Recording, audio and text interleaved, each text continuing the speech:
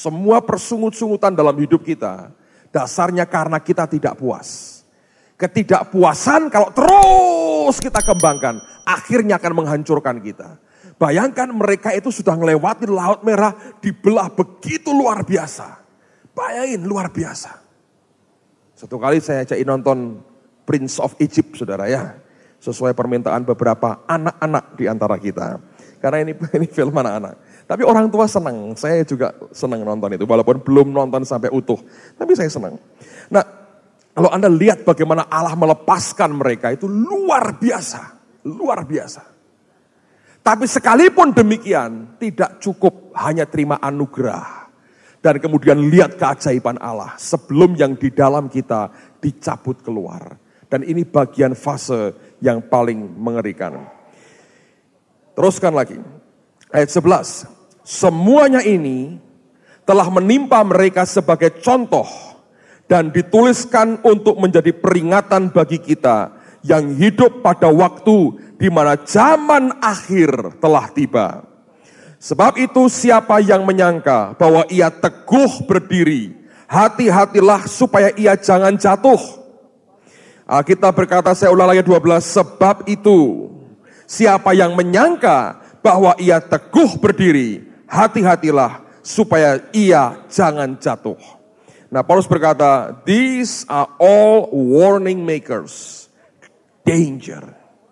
Semuanya ini merupakan orang-orang yang membuat suatu peringatan. Peringatannya apa? Bahaya. In our history books written down so that we don't repeat their mistakes. Dalam kitab sejarah kita semuanya tertulis sehingga kita tidak mengulangi akan kesalahan-kesalahan mereka.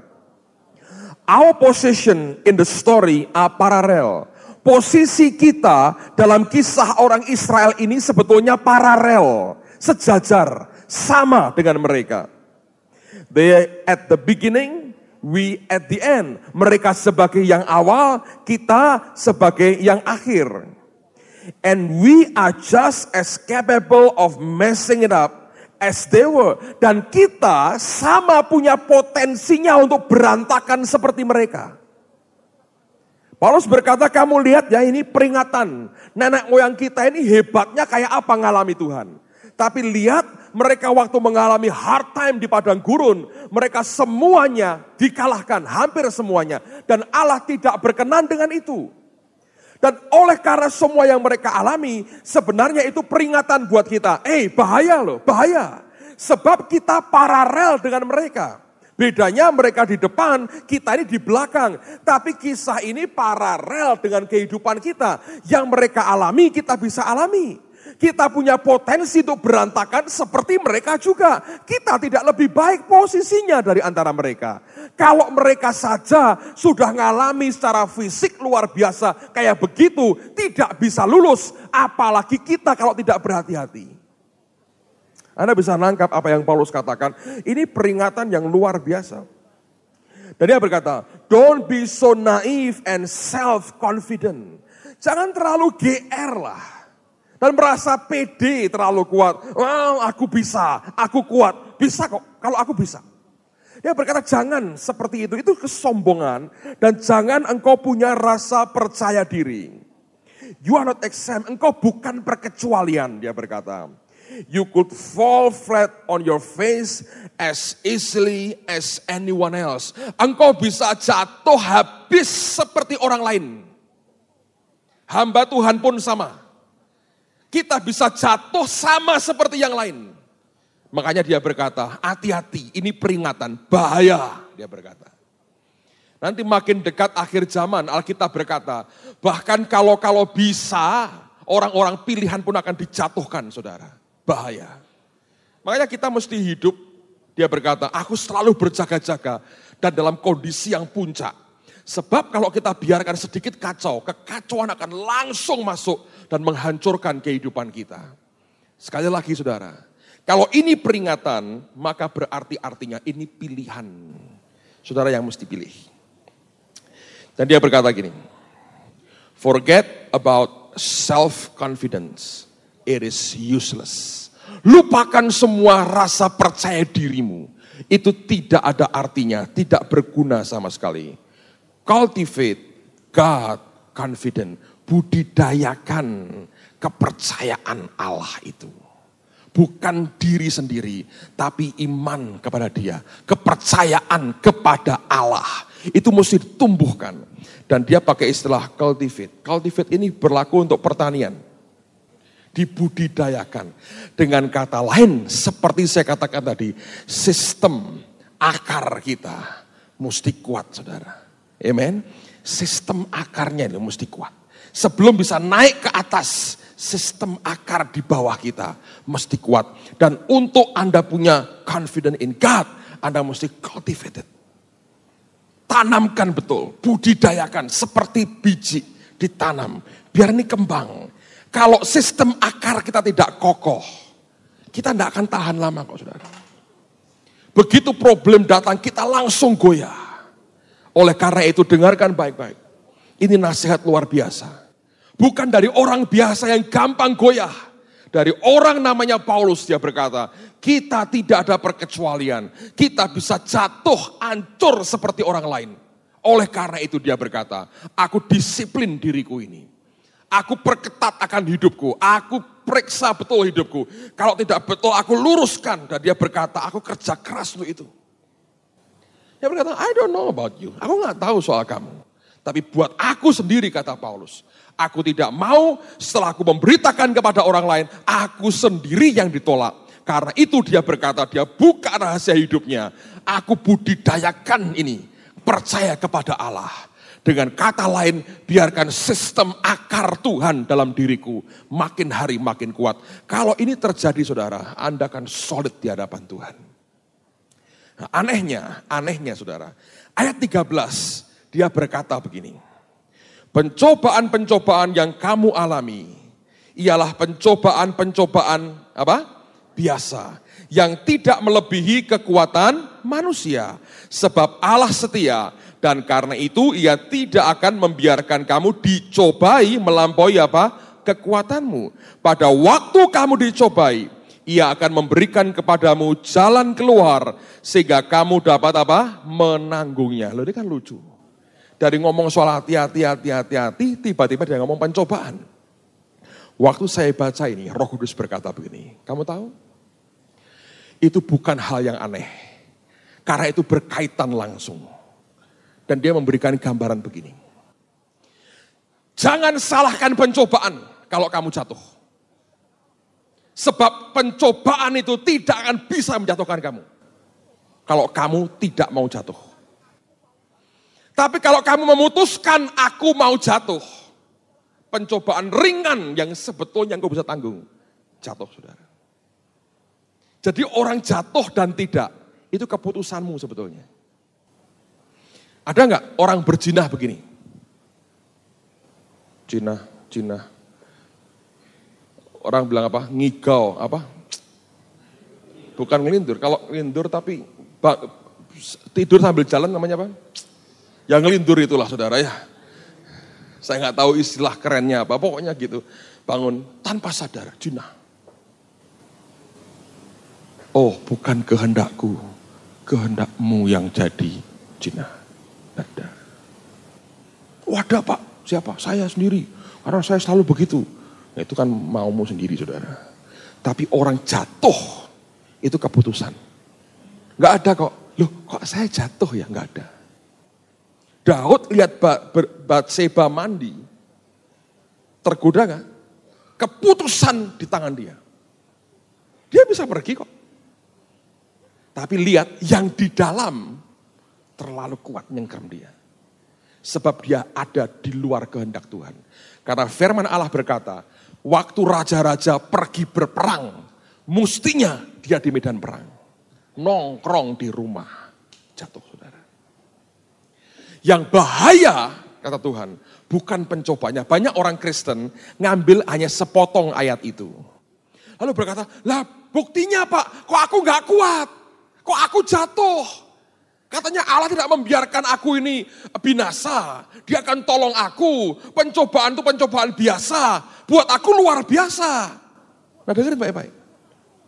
Anda tahu bahwa flu bisa membunuh?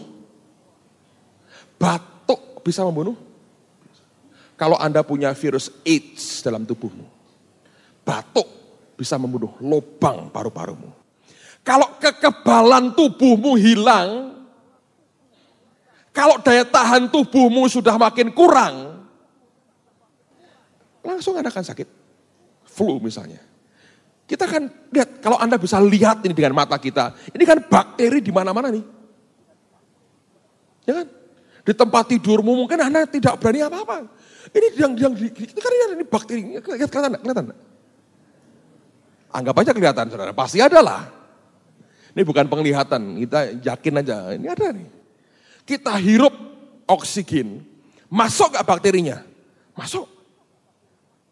Tapi nasi pecel yang Anda makan, soto yang Jumat lalu Anda nikmati dengan bergedel waktu Anda buka puasa, itu kan menciptakan kekuatan baru dalam tubuh kita. Oke? Puasa yang setengah yang engkau jalani dan sate Pak Kempleng itu kan memberikan kekuatan kepada saudara yang lemah. Oke? Makanan itu membuat energi kekuatan dalam tubuh kita. Nah itu punya daya tolak terhadap penyakit. Selama itunya solid, saudara, bakteri itu masuk, tidak akan bisa berbuat apa-apa. Nah itu yang Alkitab berkata, pencobaan itu biasa, tidak melebihi kekuatan manusia.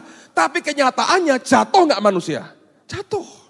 Sebab dia memutuskan untuk jatuh, dia ikuti akan kemauan dagingnya dan naluri manusia di dalamnya.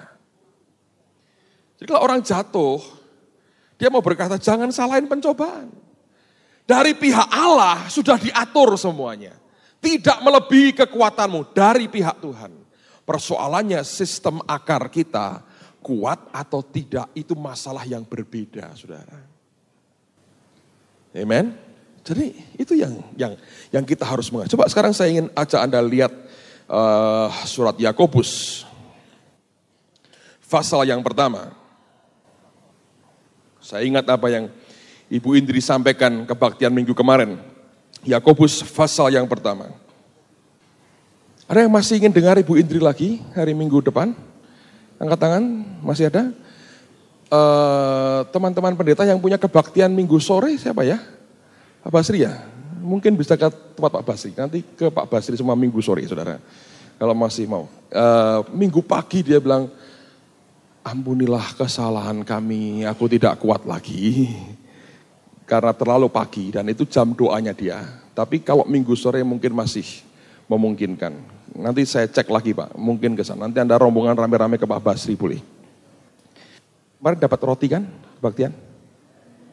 Dapat roti. Puji Tuhan, itu memperkuat kekebalan tubuh kita. Oke, Yakobus pasal yang pertama. Lihat pada ayat yang ke-12. Berbahagialah orang yang bertahan dalam apa? Pencobaan. Coba lihat lagi, ulangi lagi, renungkan ayat ini. Alkitab berkata sangat jelas sekali, firman Tuhan berkata, berbahagialah orang yang bertahan dalam pencobaan. Dia berkata, sebab apabila ia sudah tahan uji, ia akan menerima mahkota kehidupan yang dijanjikan Allah kepada barang siapa yang mengasihi dia. Dan saya percaya ini luar biasa karena ini merupakan janji yang Tuhan berikan kepada kita. Teruskan. Apabila seorang dicobai, janganlah ia berkata, pencobaan ini datang dari Allah. Sebab Allah tidak dapat dicobai oleh yang jahat dan ia sendiri tidak mencobai siapapun. Tetapi tiap-tiap orang dicobai oleh apa saudara? Keinginannya sendiri. Dan ini yang Anda harus perhatikan. Dan namanya keinginan yang Paulus tadi katakan jangan sampai kamu ikut memiliki terikat atau terhisap dalam keinginanmu sendiri. Alkitab berkata setiap orang dicobai oleh keinginannya sendiri. Jadi keinginan kita, will kita, kehendak kita, keinginan kita, itu yang mencobai kita. Dan dikatakan, karena ia diseret dan dipikat olehnya. Perhatikan dua kata ini, seret dan pikat. Dengan kata lain, keinginan kita itu bisa kasar, bisa halus, saudara. Oh ya, Daud contohnya, kasar sekali. Dia ambil istrinya orang, bunuh suaminya, kasar. Tapi dari mana sumbernya? Keinginan. Dan setiap orang mesti hati-hati dengan keinginannya sendiri. Tadi ada teman yang tanya, Pak, mengklaim itu boleh tidak? Saya bukan berkata boleh dan tidak, saudara ya. Sekali kan nyampe sini, dibahas enggak Pak? Saya bahas sekarang, supaya kamu puas. Tapi dengar baik-baik. Banyak orang mengklaim. Saya berkata begini, semakin saya kenal Tuhan, jangan kita cenderung untuk memaksakan kehendak kita kepada Tuhan. Sebab Anda harus tahu wataknya Tuhan. Kalau Allah itu terus Anda desak, Tuhan boleh dong Tuhan, klaim dalam nama Yesus, dalam nama Yesus, dalam nama Yesus. Anda terus begitu, Anda paksa Tuhan, Anda ngotot terus dengan dia. Bisa terjadi, dia berkata, ya sudah kalau engkau mau silahkan. Diizinkanlah saudara. Tapi apakah itu mendatangkan berkat? Belum tentu. Saya beri contoh. Bileam misalnya. Jangan pikir Bileam itu langsung sesat loh saudara. Enggak, Bileam itu tadinya nabi. Dia dengar suara Tuhan bukan suara setan. Betul enggak saudara? Yang berurusan dengan dia itu kan bukan setan, Tuhan. Dia betul-betul nabi. Ini yang Pak Yusak bilang, di setiap bangsa, tiap generasi itu ada nabi-nabi Tuhan. Nah, Bileam diminta oleh Balak kutuki orang Israel. Dia langsung tahu bukan kehendak Allah. Tapi ketika terus diberi kekayaan yang makin bertambah banyak, goyang enggak batinnya? Goyang. Karena di dalam hatinya ada keinginan untuk kaya dan dia melihat kehormatan yang diberikan luar biasa. Lalu karena nabi, saudara, rohani sekali kelihatannya. Terus dia ngomong begini, coba aku tanya Tuhan dulu. Ya kan saudara? Tanya Tuhan. Allah ngelihat gitu. Bukan berkata, wah engkau nabi yang sopan, semua tanya aku. Tidak saudara. Dia lihat ke hatinya. Dan Tuhan berkata begini, oh baik. Kamu masih kepingin harta. Kamu ingin kekayaan. Dan bilang, boleh, silahkan. Hanya katakan yang aku perintahkan kepadamu. Berangkat naik keledai. Seperti Yesus, saudara. Ya kan? Di tengah jalan dicegat malaikat. Keledai dicepit, ngamuk, dipukul keledainya. Lalu keluarlah hikayat Nabi Sulaiman. Keledai bisa berbicara. Keledai bernubuat. Jadi kalau Anda sudah nubuat itu bangga, Anda selevel dengan keledainya Bileam. Baik Anda ingin bernubuat karena itu Alkitab berkata, tapi itu tidak indikasi rohani loh saudara. Nubuat itu bagus, Anda bisa bernubuat itu luar biasa. Jangan menganggap rendah nubuat, tapi ingat itu bukan indikasi rohani. Tapi kalau Anda berkata, tapi indikasi Pak, baik minimal seperti keledainya Bileam. Bukan semua keledai saudara, keledai super. Nah, malaikat muncul dengan pedang terhunus, mestinya mati kamu. Anda lihat, tidak bisa dia ngutuki, tetap dia berkati. Ujungnya kalau Anda baca di kitab Yosua, Bileam mati akhirnya. Waktu Israel masuk Kanaan, dia ikut orang yang ditumpas.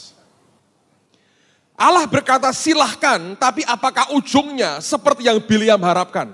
Tidak. Kekayaan gak dapat, kemuliaan gak dapat, dimaki-maki orang. Akhirnya mati karena pedang.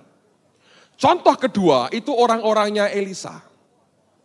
Waktu Elia diangkat naik, mereka minta kepada Elisa mengizinkan mereka untuk mencari Elia.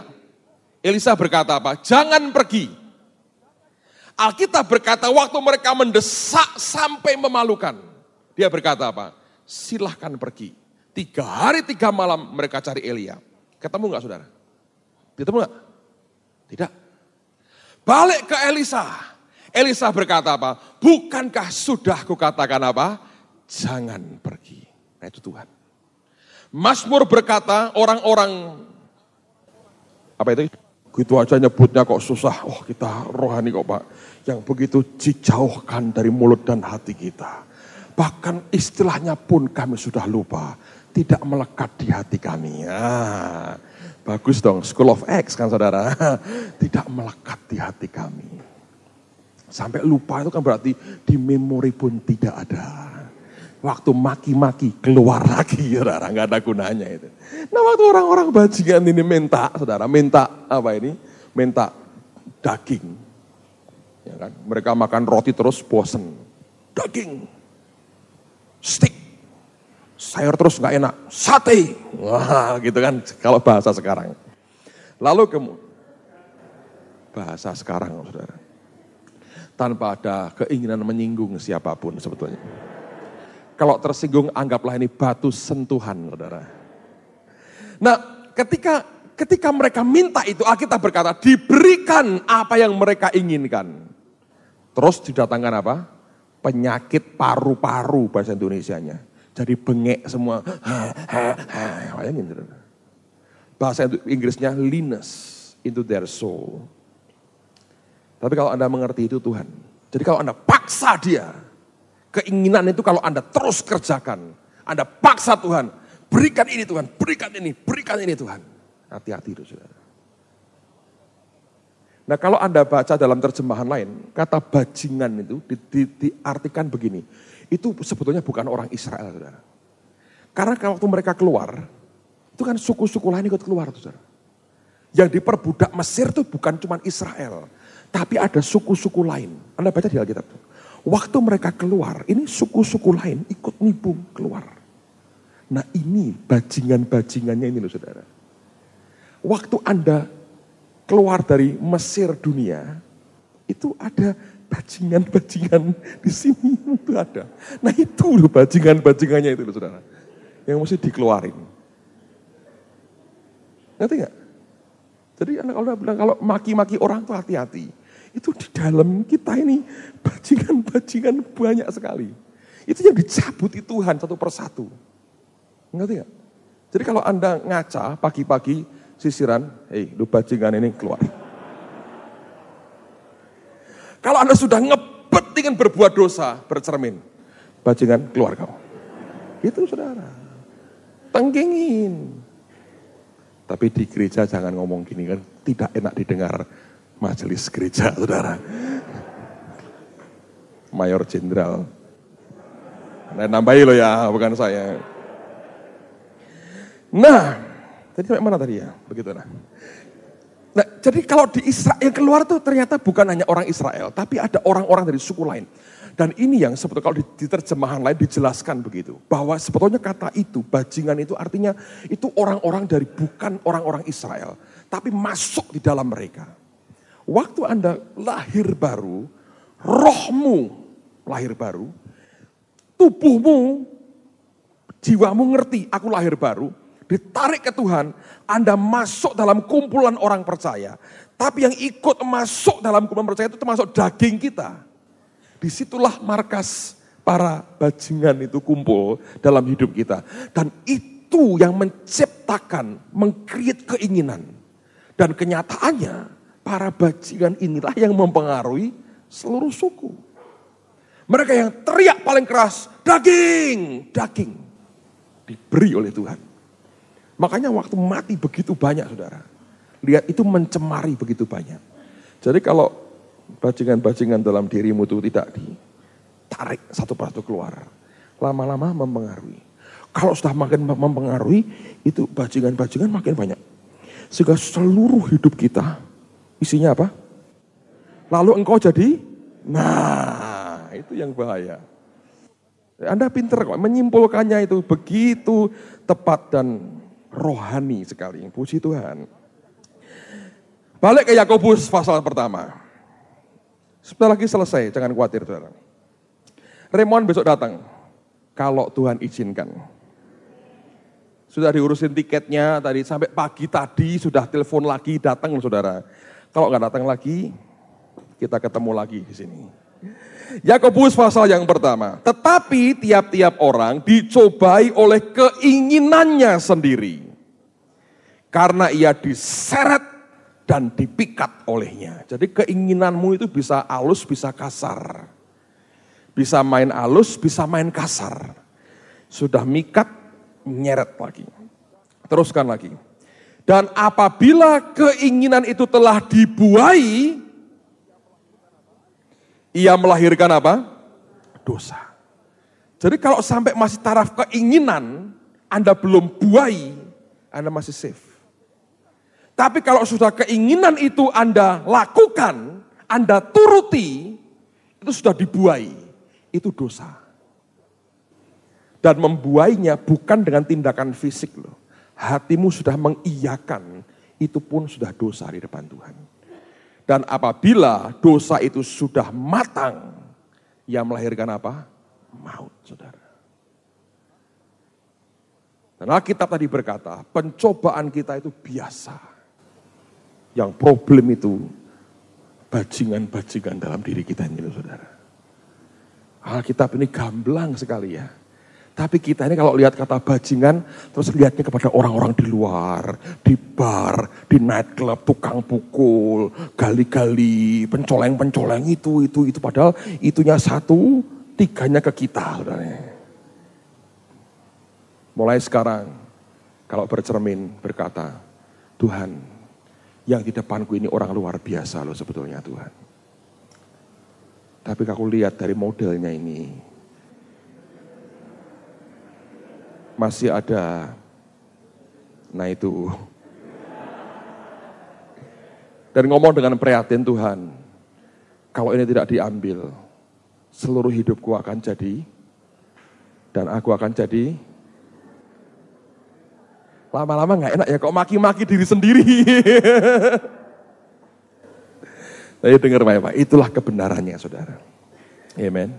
Paulus berikan warning, peringatan saudara. Dia berkata, kita nggak beda dengan mereka. Mereka bisa jatuh, kita bisa jatuh. Kalau mereka bisa mengalami seperti itu, kita juga bisa.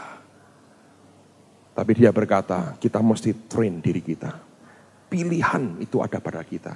Kejatuhan itu pilihan, mengasihi itu pilihan. Semua itu choice. Makanya nanti ada pengadilan Tuhan, saudara. Karena dasarnya apa? Itu pilihanmu. Amen, saudara. Itu pilihan. Allah bisa buka hati kita. Allah bisa tunjukkan siapa kita. Tapi kemudian pilihan itu ada pada kita. Anda sudah mau marah dengan orang? Itu pilihan. Anda tetap ledakan itu. Atau Anda cari Tuhan. Cari bantal. Jangan yang di sini nanti rusak saudaraku. Cari pakaianmu sendiri. Lalu sembahyang, Tuhan ini kok hidup kayak begini. Ambil ini Tuhan. Yang tadi itu angkat dari hidupku. Nanti Anda lepas, saudara. Amen. Dengan baik-baik. Pencobaan yang dihadapi, pencobaan biasa. Yang tidak biasa, yang problem yang di dalam kita. Selama ini diambil keluar dari hidup kita, Anda akan bebas dari semuanya. Amen. Ntar sore kita teruskan lagi. Mari kita tutup Alkitab kita. Haleluya. Bukankah Allah itu baik? Mari berdiri sama-sama. Sekarang lihat kepada teman di sebelahmu. Pandangi saudara. Dengan manis lihat wajahnya. Dan berkata begini. Aku lihat kemuliaan Tuhan di dalammu. Jangan sampai satu kali bajingan-bajingan itu menguasai hidupmu. Aku percaya kamu tidak akan jadi bajingan. Amen. Itu dong saudara. Masalahnya bukan bakterinya kok saudara. Biasa itu. Kekebalan tubuh kita yang penting. Nah kalau virus-virus AIDS rohani, yaitu bajingan-bajingan rohani itu, kita izinkan Allah memberesi, saudara akan beres. Semakin itu hilang, semakin engkau merdeka. Mazmur berkata, I will run in thy path, because my heart is free. Aku akan lari di jalanmu, oleh karena hatiku itu merdeka. Mari angkat tanganmu sama-sama. meteraikan semua yang kami pelajari siang hari ini Tuhan. Di dalam nama Tuhan Yesus. Jadi kehidupan yang nyata bagi hidup kami. Terima kasih Bapa.